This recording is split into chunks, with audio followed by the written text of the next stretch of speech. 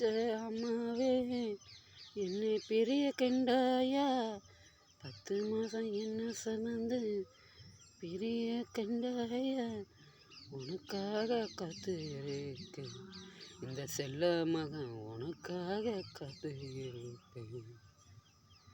ஓ தொப்புள் கொடி சக்தி வாய்ந்ததம்மா, நீ 10 மாதம் தொப்புள் கொடி சக்தி வாய்ந்ததம்மா. நான் 7 சாமி கும்பிட்டது இல்லை, உன்னை தானே சாமியா நினைச்சேன், என்னை பெரிய கண்டே அம்மாவே. நான் எனக்கு பாவி மகன் கொல்லி வைக்க கொடுப்பதும் இல்லை, ஏசம்மாவே பாவி மகன் கொல்லி வைக்க கொடுத்து வைக்கலை.